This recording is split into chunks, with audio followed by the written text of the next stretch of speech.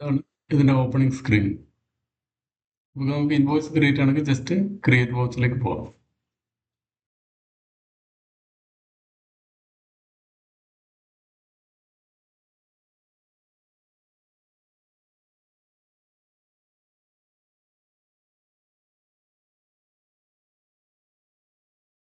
ഇവിടെ sales select ചെയ്യാം. ഇവിടെ രണ്ട് ഓപ്ഷനുള്ളത്, ക്രെഡിറ്റ് ഓർ ക്യാഷ്. ക്രെഡിറ്റ് എന്ന് പറഞ്ഞാൽ റെഗുലർ കസ്റ്റമർ. അപ്പോൾ അതിൻ്റെ അഡ്രസ്സ് നമുക്ക് ഇവിടെ ക്രിയേറ്റ് ചെയ്യാം. ക്രിയേറ്റ് ന്യൂ കൊടുത്തിട്ട് റെഗുലർ കസ്റ്റമർ ക്രിയേറ്റ് ചെയ്യാം. ഇപ്പോൾ റെഗുലർ കസ്റ്റമറാണ്, അവർക്ക് ലെഡ്ജർ ഉണ്ടാവും, നമുക്ക് സ്റ്റേറ്റ്മെൻറ്റ് എടുക്കാൻ പറ്റും. വാക്ക് ഇൻ കസ്റ്റമറാണ്, ക്യാഷിലിടാം. എന്നിട്ട് ജസ്റ്റ് അവരുടെ പേരും ഡീറ്റെയിൽസും ടൈപ്പ് ചെയ്യാം. നിങ്ങൾ ഓൾറെഡി എക്സിസ്റ്റിംഗ് കസ്റ്റമർ ആണെങ്കിൽ അവരുടെ ഡീറ്റെയിൽസ് ഇവിടെ വരും. ഇനിയിപ്പോൾ ഇത് ഇൻവെൻട്രി ആണ്. അപ്പോൾ നമ്മളിപ്പോൾ ഇൻവെൻട്രി സെലക്ട് ചെയ്തു, ക്വാണ്ടിറ്റി ഇവിടെ സെലക്ട് ചെയ്തു.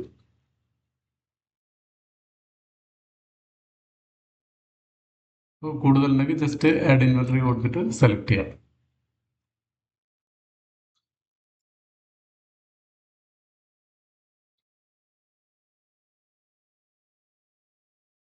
ഇതാണ് ബിഫോർ ടാക്സ്, ഇത് ഇൻക്ലൂഡിങ് ടാക്സ്. ഇനി റെഫറൻസ് ബാക്കിയുള്ള ഡീറ്റെയിൽസ് കൊടുത്തിട്ട്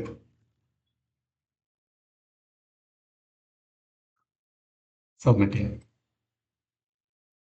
അപ്പോൾ ഇത് സേവ് ചെയ്യണമെങ്കിൽ ജസ്റ്റ് ഈ ടിക്ക് മാർക്ക് പ്രസ് ചെയ്താൽ മതി. അതല്ലെങ്കിൽ നിങ്ങൾക്ക് കസ്റ്റമർക്ക് ഒരു ഡ്രാഫ്റ്റ് സെൻഡ് ചെയ്യണമെങ്കിൽ ജസ്റ്റ് ഇവിടെ പോവാം, അതിൽ ക്ലിക്ക് ചെയ്യുക.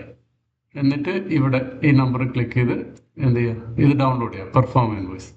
എന്നിട്ട് വൺസ് കസ്റ്റമർ അത് കൺഫേം ചെയ്താൽ നിങ്ങൾക്ക് ആക്ച്വൽ ഇൻവോയ്സ് ക്രിയേറ്റ് ചെയ്യാം.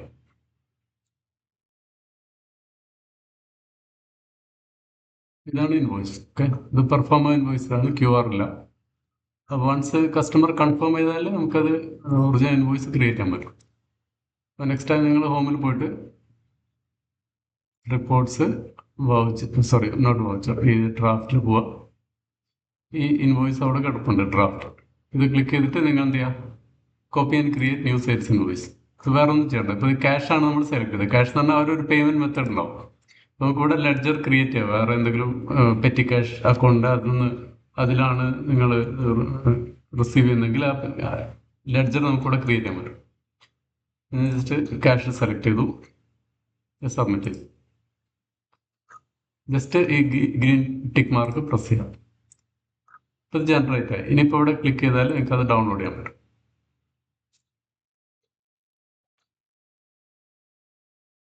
ഇത് ഇൻവോയ്സ് ഇങ്ങനെ ഉണ്ടാവും, സിംപ്ലിഫൈഡ് ടാക്സ് ഇൻവോയ്സ് വിത്ത് QR.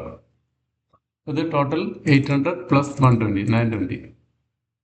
ഇവിടെ നോക്കിയാൽ നിങ്ങൾക്ക് അത് കാണാൻ പറ്റും. ഹോമിൽ ക്ലിക്ക് ചെയ്താൽ ഇവിടെ നമ്മുടെ ക്യാഷിന് എഫക്റ്റ് ആയിട്ടുള്ളത്, ക്യാഷ് 920 വന്നിട്ടുണ്ട്. അതിൽ 120 ലയബിലിറ്റി വാറ്റ് ആണ്, ബാക്കി അത് ഇൻക്ലൂഡഡ് ആയിട്ടുള്ളതാണ് അസറ്റിൽ വന്നത്.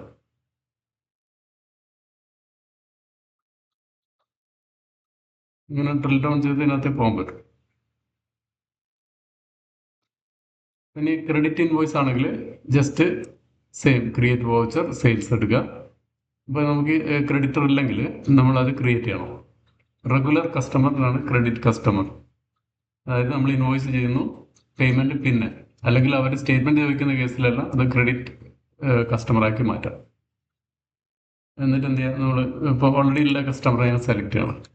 ഞാൻ ഓൾറെഡി ഈ കസ്റ്റമറെ ക്രെഡിറ്റ് ആയിട്ട് ഞാൻ സേവ് ചെയ്ത് വെച്ചിട്ടുണ്ട്. അപ്പോൾ അത് ബാലൻസ് 0 ആയിട്ട് അവിടെ കാണിക്കുന്നത്. അപ്പോൾ ഇത് അഡ്രസ് ബുക്കിൽ ഞാൻ ഓൾറെഡി ആഡ് ചെയ്ത് വെച്ചിട്ടുണ്ട്. ഇവിടെ നോക്കിയാറ് ഈ അഡ്രസ് ബുക്കിൽ എനിക്ക് ആഡ് ന്യൂ കൊടുത്തിട്ട് ഞാൻ ഇതുപോലെ ക്രിയേറ്റ് ചെയ്താണ്, ക്രെഡിറ്റ് കസ്റ്റമർ ക്രിയേറ്റ് ചെയ്താണ് ഇവിടെ. ഇവിടെ നമ്മൾ ക്രെഡിറ്റ് കസ്റ്റമർ എടുത്ത് ഇങ്ങനെ ഫുൾ ഡീറ്റെയിൽസ് എല്ലാം കൊടുത്ത് വാറ്റ് നമ്പർ ഉണ്ട് അതെല്ലാം കൊടുത്തിട്ട് നമുക്ക് ക്രെഡിറ്റർ ആയിട്ട് സേവ് ചെയ്യാൻ പറ്റും. ഇതിൽ നാഷണൽ അഡ്രസ് കൊടുക്കാനുള്ള ഓപ്ഷൻ ഉണ്ട്. അതുപോലെ ക്രിയേറ്റ് ചെയ്ത ഒരു കസ്റ്റമറെ ഞാൻ സെലക്ട് ചെയ്തു. PO ഉണ്ട്, PO നമ്പർ. പിന്നെ നിങ്ങൾ ഇൻവെൻട്രി ആണ്, ഇൻവെൻട്രി നേരത്തെ പോലെ ഇൻവെൻട്രി സെലക്ട് ചെയ്യാം. ഞാൻ നേരത്തെ സെയിൽ ചെയ്ത് ഇവിടെ കാണിക്കും, മൈനസ് ആയിട്ട് കാണിക്കുന്നുണ്ട്. ഇൻവെൻട്രി അല്ലെങ്കിൽ വേറെ സർവീസസ് ആണ്, ജസ്റ്റ് നമ്മൾ ആഡ് ലെഡ്ജർ കൊടുത്തിട്ട് എമൗണ്ട് കൊടുക്കുക. ഇനി വേറെ എന്തെങ്കിലും മാൻ പവർ സപ്ലൈ ഒക്കെ ആണെങ്കിൽ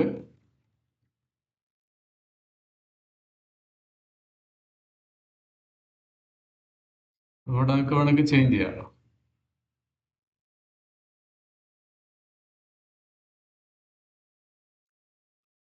അത് ടാപ്പ് കീ പ്രസ് ചെയ്താൽ നെക്സ്റ്റിലേക്ക് വരും. ടാപ്പ്.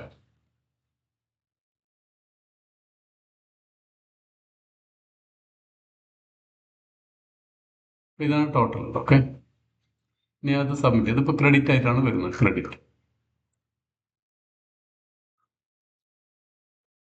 ഇപ്പോൾ ജനറേറ്റ് ആയി. നിങ്ങൾക്ക് ഇവിടെ നിന്ന് ക്ലിക്ക് ചെയ്തിട്ട് സേവ് ഡൗൺലോഡ് ചെയ്ത്.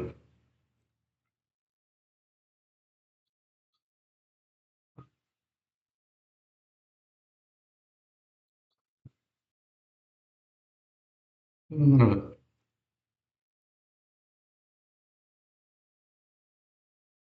ഈ എമൗണ്ട് ഇവിടെ റിഫ്ലക്റ്റ് ആയിട്ടുണ്ടോ? ഇവിടെ ഹോമിൽ പോയാലും കാണാം. ഇപ്പോൾ കറണ്ട് അസറ്റിൽ വന്നു, പക്ഷേ ക്യാഷിൽ ഇത്രയേ ഉള്ളൂ. ഇത് റിസീവ് ആയില്ല. അപ്പോൾ റിസീവ് ചെയ്താൽ ഇത് ക്യാഷിലേക്കോ അല്ല ബാങ്കിലേക്കോ റിഫ്ലക്റ്റ് ആവും. നമ്മളിപ്പോൾ റിപ്പോർട്ട്സ് പോയത് കാണാൻ പറ്റും.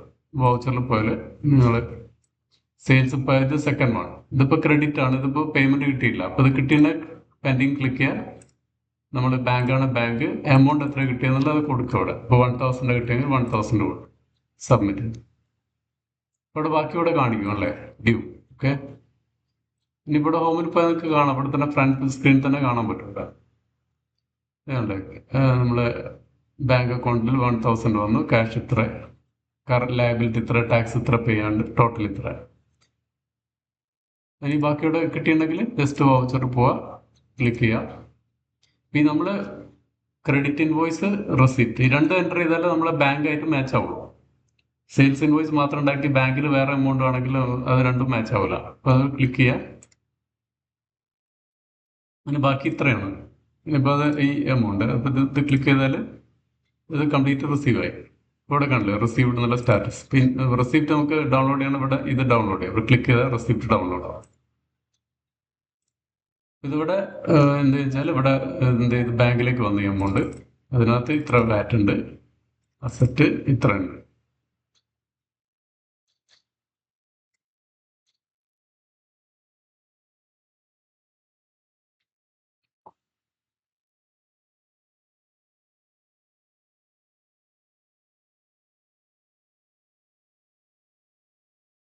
നമുക്ക് ഇൻവെന്ററി നോക്കുകയാണെങ്കിൽ ഇൻവെന്ററി ഇവിടെ മൈനസ് ആയിട്ട് കാണിക്കുന്നുണ്ട്. ഇവിടെ നമ്മൾ ഫസ്റ്റ് സെയിൽ ചെയ്ത ഐറ്റം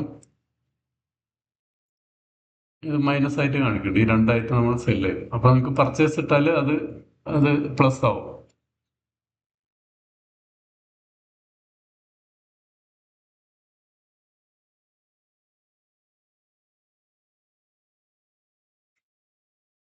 ഇവിടെ കാണിക്കുന്നത് മൈനസ് ആയിട്ട് കാണിക്കുന്നു. അപ്പോൾ ഞാൻ ഇവിടെ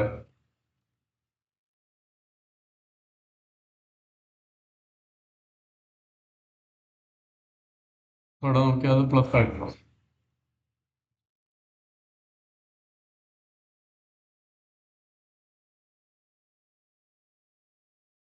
അപ്പം ഇത് നമ്മളിപ്പോൾ ഇനി ഇൻവോയ്സ് ചെയ്യുന്നാലും ഇവിടെ കാണിക്കും. നമ്മൾ സെയിൽസ് കൊടുത്താൽ ഇവിടെ നോക്കിയാൽ നിങ്ങൾക്ക് ഐറ്റം നോക്കിയാൽ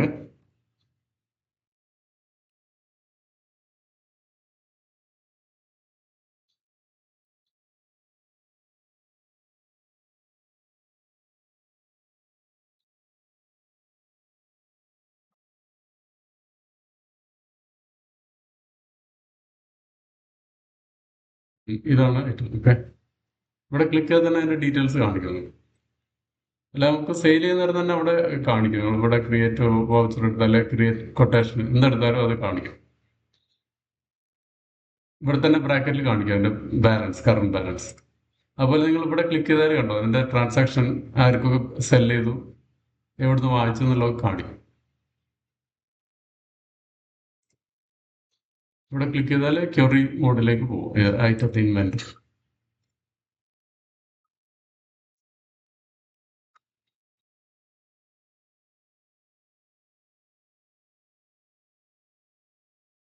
നമ്മൾ ഈ അഡ്രസ് ബുക്കിൽ ഈ പേര് ക്രിയേറ്റ് ചെയ്യുന്നത് തന്നെ നമ്മൾ സെലക്ട് ചെയ്തു. ഇവിടെ ആഡ് കൊടുത്തിട്ട് നമ്മളിവിടെ സെലക്ട് ചെയ്യണം.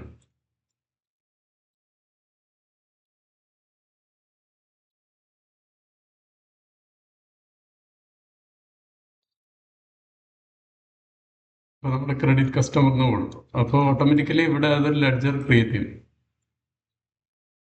നിങ്ങൾ മാനുവലി ക്രിയേറ്റ് ചെയ്യേണ്ട ആവശ്യമില്ല. അല്ലേ, അണ്ടർ സൺട്രി ഡെപ്ത് നമ്മൾ ഇൻവോയ്സ് ഉണ്ടാകുന്നിട്ട് ഈ ലെഡ്ജറിനകത്തേക്ക് വരും. നമുക്ക് ഇപ്പോൾ ഒരു ട്രാൻസാക്ഷൻ നടത്തി, ഇപ്പോൾ ക്രിയേറ്റ് വൗച്ചർ എടുത്തു, സെയിൽസ് എടുത്തു.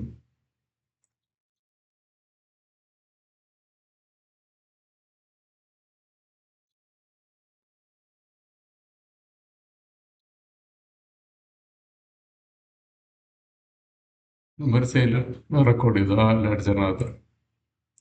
ഞാൻ സിമ്പിളായിട്ട് ഒരു റിസിപ്റ്റ് ഉണ്ടായിരുന്നു അവിടെ.